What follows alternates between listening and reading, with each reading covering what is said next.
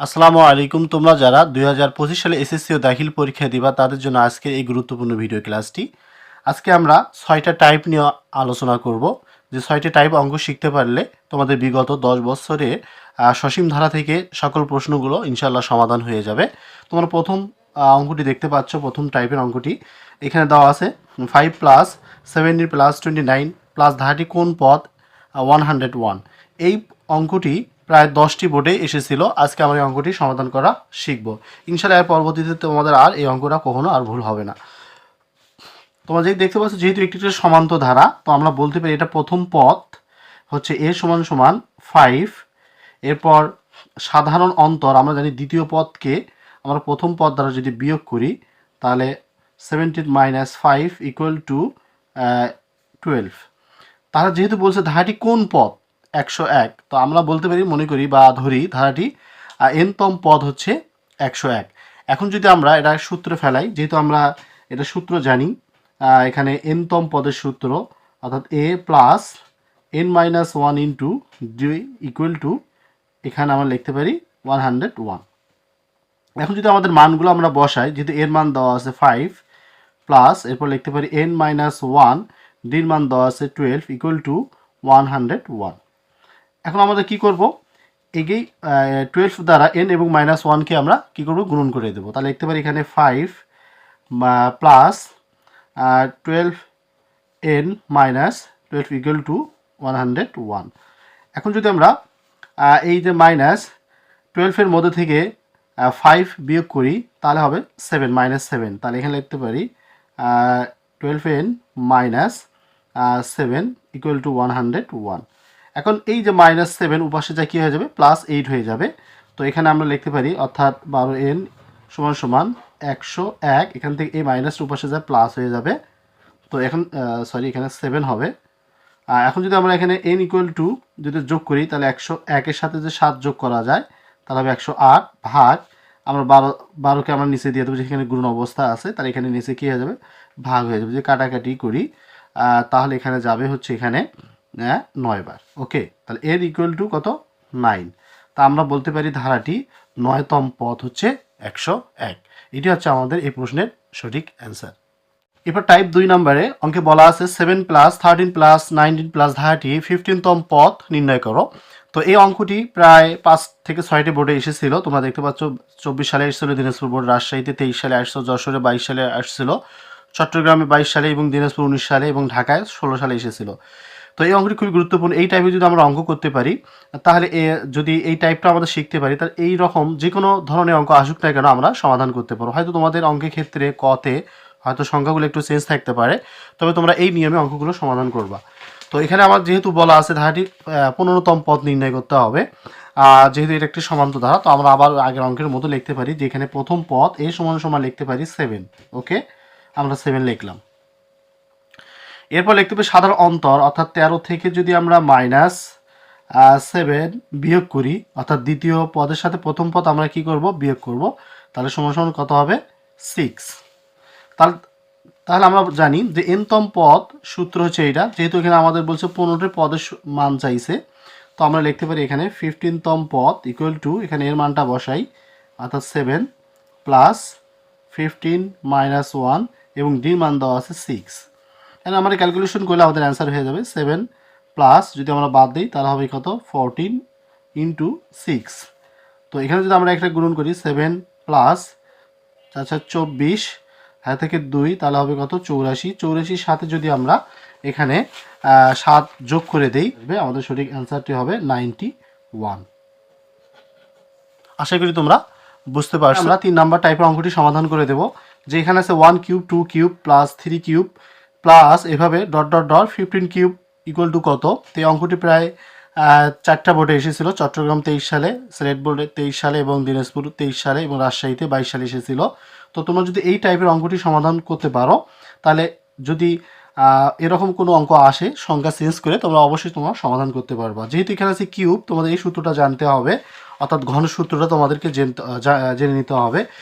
এখানে আমরা বলতে পারি যে তোমরা দেখতে থাকো যে আমরা জানি এন সংখ্যক স্বাভাবিক সংখ্যা ঘনের সমষ্টি। এই সূত্র তোমরা মুখস্থ করবা n ইন্টু n প্লাস 1 ভাগ 2, তারপর সেকেন্ড ব্র্যাকেট উপর অল স্কোয়ার। যেহেতু এখানে আমাদের বলছে 15টা 15তম পদ অর্থাৎ 1 থেকে শুরু করে 15 পর্যন্ত কিউব করলে এর যোগফলটা কত হবে সেটা তোমাদের বের করতে হবে। তাহলে তোমরা এই সূত্রটা বের করবা। তাহলে আমরা এখানে বলতে পারি তাহলে 15 সংখ্যক স্বাভাবিক সংখ্যা ঘনের সমষ্টির সূত্রটা হবে, এর জায়গাতে আমরা কি করব 15 বসাবো, এরপর লিখতে পারি 15 প্লাস 1 ভাগ 2, এরপর সেকেন্ড ব্র্যাকেট, এরপর অল স্কয়ার। ওকে, এরপর আমরা যদি এখানে যোগ করে দিই 15 ইন্টু 15 আর 1 যোগ করলে কত হচ্ছে 16, এরপর ভাগ 2, এরপর আমরা অল স্কয়ার দিতে পারি। যদি কাটাকাটি করি তাহলে আসবে হচ্ছে 8, তো এখানে হচ্ছে 15 গুণন 8, এরপর কি দিলাম অল স্কয়ার। এখন 15 আর এই যদি 8 তোমরা গুণন করো তাহলে আসবে হচ্ছে 120, এরপর আমরা দিলাম স্কয়ার। তাহলে আমরা জানি 12 বার 144। ওকে, যেহেতু শূন্য আছে, শূন্যর উপর স্কয়ার যেহেতু আছে, এই যে আমরা দুটো শূন্য বসিয়ে দেবো। এটা হচ্ছে আমাদের এই প্রশ্নের সঠিক অ্যান্সার। এরপর যে আমরা 4 নাম্বার টাইপের যে অঙ্কটি আছে তার সমাধান করা শিখবো। এখানে আছে 1 square, 2 square, 3 square, 4 square dot dot, এভাবে হচ্ছে 10 স্কয়ার ইকুয়াল টু কত। এটা হচ্ছে n সংখ্যক স্বাভাবিক সংখ্যা বর্গের সমষ্টির সূত্র আমাদেরকে বের করতে হবে। এই অঙ্কটি চট্টগ্রাম বোর্ড 2024 এবং ঢাকা বোর্ডে আসছিল 19 সালে। তো এটা আমরা একটা সূত্র দিয়ে অঙ্কটি সমাধান করব। তো এখানে এই সূত্র ব্যবহার করতে পারি যে n সংখ্যক স্বাভাবিক সংখ্যা বর্গের সমষ্টি n into n plus 1 into 2n plus 1 ভাগ 6। তো যেহেতু এখানে বলছে 10, অর্থাৎ 1 থেকে শুরু করে 10 পর্যন্ত বর্গ করলে এই সংখ্যাটির সমষ্টি কত হবে সেটা আমাদেরকে বের করতে হবে। তাহলে আমরা লিখতে পারি 10 সংখ্যক স্বাভাবিক সংখ্যা বর্গের সমষ্টি হবে। তো n এর জায়গাতে আমরা কি বসাবো, n এর মানটা 10, তারপর লিখতে পারি 10 প্লাস 1 ইন্টু 2 ইন্টু 10 প্লাস 1 ভাগ 6। তো এখানে লিখতে পারি আমরা 10 ইন্টু 10 আর হচ্ছে 1 যদি আমরা যোগ করে দিই তাহলে আসবে 11, এরপর আমরা গুণন, তাহলে হচ্ছে 10 দুগুণে 20, তাহলে হবে হচ্ছে 21 ভাগ 6। তাহলে এখানে আমরা যদি কাটাকাটি করি, যদি আমরা এখানে 2 দ্বারা কাটি তাহলে 3 দুগুণ 6, আর 2 দ্বারা যদি 10কে কাটি তাহলে হবে 5, অর্থাৎ 5, 5 দুগুণ 10, 3 7 কত হচ্ছে 21। তাহলে এখানে থাকতেছে হচ্ছে 5 7 কত 35, অর্থাৎ 35 ইন্টু এখানে আছে 11। ওকে, এই 35 সঙ্গে যদি আমরা 11 গুণন করে দেই তাহলে আসবে হচ্ছে 385। এটা হচ্ছে আমাদের এই প্রশ্নের সঠিক অ্যান্সার। আশা করি তোমরা বুঝতে পারো। ক নাম্বার প্রশ্নগুলো এইভাবে আসলে তোমরা এইভাবে অঙ্কগুলো সমাধান করলেই তোমরা 2 নাম্বার পেয়ে যাবা। এবার আমরা 5 নাম্বার টাইপের অঙ্কগুলো সমাধান করা শিখব। যে প্রথম 15টি স্বাভাবিক সংখ্যার সমষ্টি নির্ণয় করতে হবে, অর্থাৎ 1 থেকে শুরু করে 50টি স্বাভাবিক সংখ্যার সমষ্টি কত সেটা আমাদের বের করতে হবে। এই অঙ্কটি দুটো বোর্ডে আসছিল, বরিশাল এবং 19 সালে এবং সকল বোর্ড 2018 সালে এসেছিল। তো খুবই সহজ, প্রায় এমসিকিউ ক্ষেত্রে অঙ্কটি এসে থাকে। তোমরা আজকে অঙ্কটির সমাধান দেখো, ইনশাআল্লাহ এর পরবর্তী তোমরা আর কখনো ভুলবা না। যেহেতু বলছে আমাদের 1 থেকে 50 পর্যন্ত স্বাভাবিক সংখ্যা, আমরা স্বাভাবিক সংখ্যাগুলো বলতে কি বুঝাই, যেমন 1 2 3 এবার 4 এভাবে চলতেই থাকবে। যেহেতু 50 পর্যন্ত বলছে তাহলে এখানে আমাদের শেষ পদ হবে কত 50। তাহলে আমরা এখানে বলতে পারি যেহেতু 50 বলছে তাহলে 50 সংখ্যক স্বাভাবিক সংখ্যা সমষ্টি হবে, এর মান হবে 50। তাহলে আমরা এখানে 50 বসাই।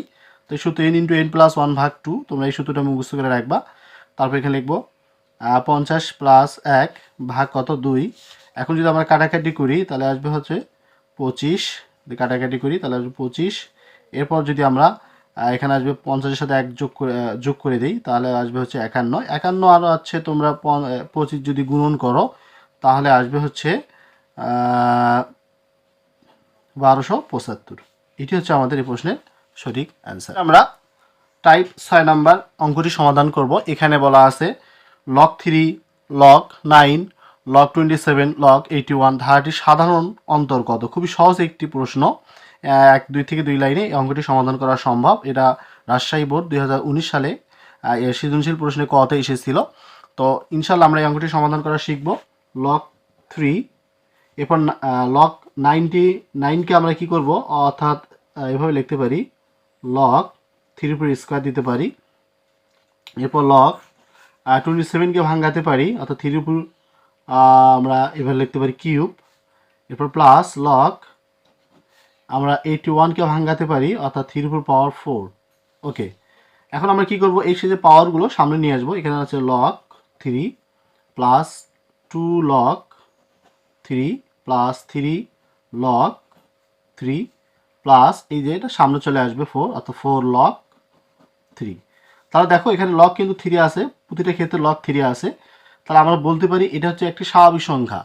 তাহলে এই স্বাভাবিক সংখ্যা প্রথম পদ, এটা স্বাভাবিক সংখ্যা বলতে এখানে বোঝা যাচ্ছে এর একটি সমান্তর ধারা। তো এখানে প্রথম পদ এ সমান সমান লিখতে পারি লগ 3, ওকে। এরপর সাধারণ অন্তর ডি দ্বারা প্রকাশ করা হয়, অর্থাৎ দ্বিতীয় পদকে প্রথম পদ দ্বারা কি করতে হবে, বিয়োগ করতে হবে। যেহেতু এখানে লগ দুইটা লগ আছে, অর্থাৎ 2 লগ 3, এখান থেকে আমরা কি করব, একটা লগ বিয়োগ করব, অর্থাৎ প্রথম পদটাকে কি করব, বিয়োগ করে দেব।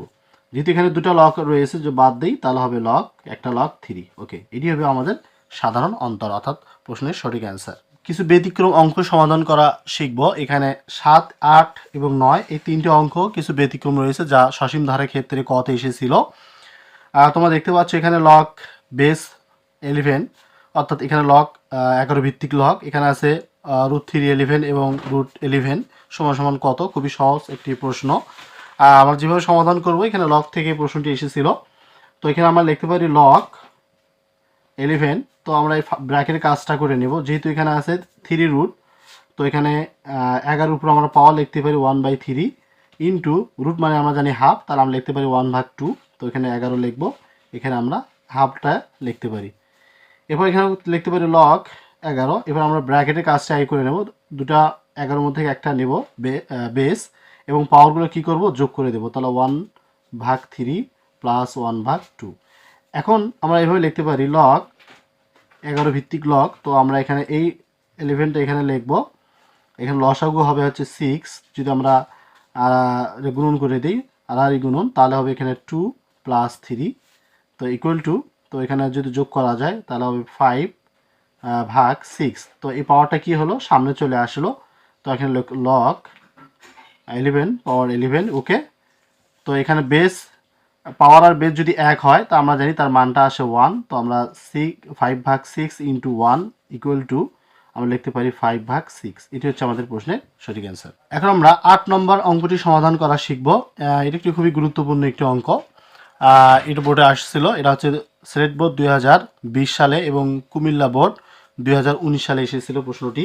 এখানে হচ্ছে 1 plus 1/√5 plus 1/5 plus dot dot ধারাটি কোন পদ 1/625 তো এই অঙ্কটি যেহেতু একটু বোঝা যাচ্ছে এটি একটি গুণোত্ত ধারা, অর্থাৎ গুণোত্ত আকারে অঙ্কটি বৃদ্ধি পাচ্ছে। এখানে আমাদের বলতে হবে এখানে এই ধারাটি কোন পদ 625√5। তো এটা আমরা যেভাবে বের করবো, যেহেতু একটি গুণোত্ত ধারা, তো আমরা এভাবে লিখতে পারি এখানে প্রথম পদ, এটা 4 নম্বর অঙ্ক, ওকে। প্রথম পদ এ সমান সমান আমরা 1 লিখতে পারি, প্রথম পদ। এরপর সাধারণ এখানে অনুপাত হবে, যেহেতু এখানে গুণোত্ত দ্বারা অনুপাত, আমরা জানি অনুপাত আর দ্বারা প্রকাশ করা হয়, অর্থাৎ দ্বিতীয় পদকে যদি আমরা এখানে দ্বিতীয় পদ আছে √5, দ্বিতীয় পদকে যদি আমরা প্রথম পদ দ্বারা ভাগ করি তাহলে আসবে 1/√5। যেহেতু এখানে দ্বিতীয় পদ আছে কি 1/√5, তাহলে 1/√5কে যদি 1 দ্বারা ভাগ করা যায় তাহলে 1/√5 হবে। এখানে যদি ধারাটি কোন পদ, তাহলে আমরা মনে করি বা ধরি ধারাটি n তম পদ সমান সমান 1/625√5, ওকে। তাহলে আমরা জানি গুরুত্ব ধারার n তম পদের সূত্র a r⁻n-1 ইকুয়াল টু, এখানে যা আছে তাই লিখবা 625, ওকে, √5 এটা লিখবা তোমরা। এবার যদি তোমরা মানগুলো বসাও, এর মান যেহেতু দেওয়া আছে 1, ওকে, ইন্টু আর এর মান দেওয়া আছে 1/√5, এরপর পাওয়ার লিখতে পারি n-1 ইকুয়াল টু, আমরা যেহেতু এখানে বেস কিন্তু 1/√5, তো আমরা 1/√5 এর উপর কত পাওয়ার দিলে 625 হবে সেটা তোমাদেরকে বের করতে হবে। তোমরা যদি 9 দাও তাহলে হবে হয়তো 625/5, আর যদি 8 দাও তাহলে 625 হবে। যেহেতু এখানে আরেকটা বেশি হবে আছে, এই কারণে আমাদেরকে কত হবে 9 দিতে হবে। তাহলে উভয় পাশে 1/√5 যদি ক্যান্সেল হয়, বেস ক্যান্সেল হয়, তাহলে n-1 ইকুয়াল টু 9, আর n ইকুয়াল টু 9 -1 উপাশে যা কি হয়ে যায় প্লাস, তাহলে n এর মান আমরা কি পাইলাম 10। এটা হচ্ছে আমাদের এই প্রশ্নের অ্যান্সার, অর্থাৎ ধারাটি 10তম পদ হবে হচ্ছে 1/625√5। এরপর সর্বশেষ যে অঙ্কটি রয়েছে যে দুটি সংখ্যার অনুপাত 3:7, লসাগু 168 হলে সংখ্যা দুটি নির্ণয় করো। আমরা যদি মনে করি সংখ্যা দুটি অর্থাৎ এখানে লিখতে পারি এটার সঙ্গে এক্স গুণন করতে পারি, এটার সঙ্গে আমরা কি করতে পারি এক্স গুণন করতে পারি, তাহলে এখানে হবে সংখ্যা দুটি হবে এক্স 3x ও 7x। তাহলে আমরা মনে করি যে সংখ্যা দুটি হচ্ছে 3x ও 7x এবং সংখ্যা দুটি লসাগু হচ্ছে কত 3×7=21, অর্থাৎ প্রশ্ন মতে আমরা লিখতে পারি প্রশ্ন মতে 3x into 7x equal to কত আছে লসাগু, এখানে আছে 168। এখন 3×7=21, তাহলে 21x ইকুয়াল টু 168। এখন x ইকুয়াল টু 168কে যদি আমরা 21 দ্বারা ভাগ করি তাহলে আসবে হচ্ছে 8। আমরা x এর মান পাইলাম হচ্ছে কত 8। এই 8 দ্বারা যদি আমি তির্যক গুণন করি তাহলে প্রথম সংখ্যাটি বের হবে এবং 8 দ্বারা যদি দ্বিতীয় সংখ্যাকে আমরা গুণন করি তাহলে অর্থাৎ 7 এর সঙ্গে গুণন করলে আমাদের দ্বিতীয় সংখ্যাটি আসবে, অর্থাৎ এখানে আসবে 3×24। প্রথম সংখ্যাটি হবে হচ্ছে 24। এরপর 8 দ্বারা যদি 7 গুণন করি 27 কত 56। এটি হবে আমাদের দ্বিতীয় সংখ্যা। এটা প্রথম, এটা দ্বিতীয়, এটি হচ্ছে আমাদের সঠিক অ্যান্সার। আশা করি তোমরা বুঝতে পারছো। বিগত 10 বছরে এই প্রশ্নগুলোই এসেছিল কতে, এর বাইরে কোনো অঙ্ক আসেনি। তো ইনশাল্লাহ তোমরা যদি এই ক্লাসটি মনোযোগ সহকারে ভালোভাবে দেখতে পারো এবং বুঝতে পারো তাহলে আশা করা যায় এর বাইরে আর কোনো অঙ্ক আসবে না ইনশাল্লাহ, এবং তোমরা 100% অ্যান্সারগুলো কমন পেয়ে যাবা। এবং বাকি খ এবং গ প্রশ্নগুলো কিভাবে আসতে পারে ইনশাল্লাহ পরবর্তীতে আমি ভিডিওতে তোমাদের জন্য দেখাবো। এই পর্যন্ত তোমরা সবাই ভালো থাকো, সুস্থ থাকো, আল্লাহ হাফেজ।